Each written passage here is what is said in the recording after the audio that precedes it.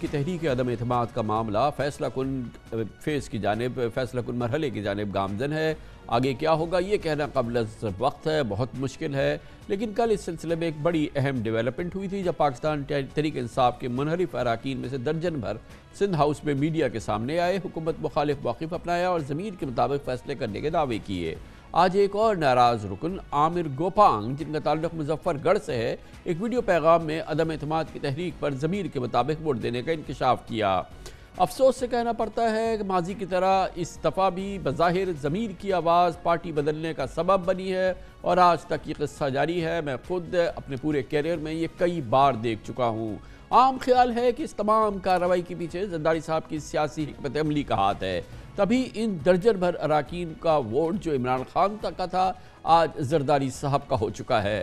دراصل ہمارے سیاستدان صورت خورشید جیتے ہیں، ادھر ڈوبے ادھر نکلے، ادھر ڈوبے ادھر نکلے، اور یہ 12 کے 12 اراکین اسی پیمانے پہ پورے اترتے ہیں۔ آئیے ان کا تعارف آپ کو دیتے ہیں۔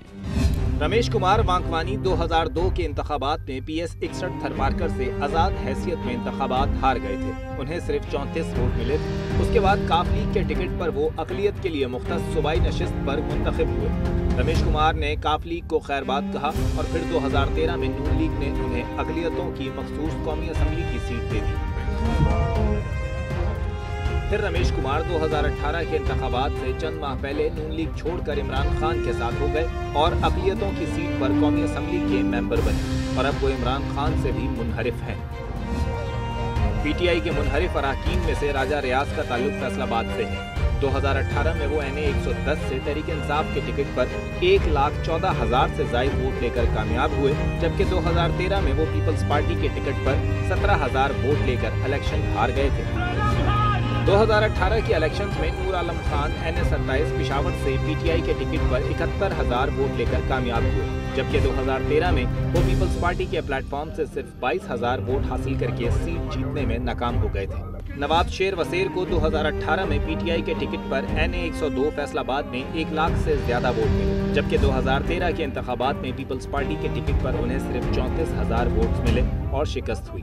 رانا محمد قاسم نون بھی پچھلے الیکشنز میں NA 159 ملتان سے پی ٹی آئی کے ٹکٹ پر 1 لاکھ ووٹ لے کر جیتے، جبکہ 2013 میں پیپلز پارٹی کے ٹکٹ پر 88,000 ووٹ لے کر انہیں شکست ہوئی تھی۔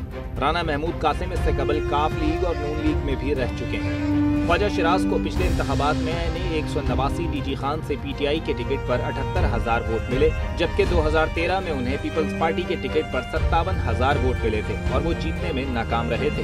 سردار ریاض مزاری نے 2018 میں NA 195 راجن پور سے 89,000 ووٹ لیے اور کامیاب رہے۔ 2013 میں یہ آزاد حیثیت میں 73,000 ووٹ لے کر ہار گئے تھے۔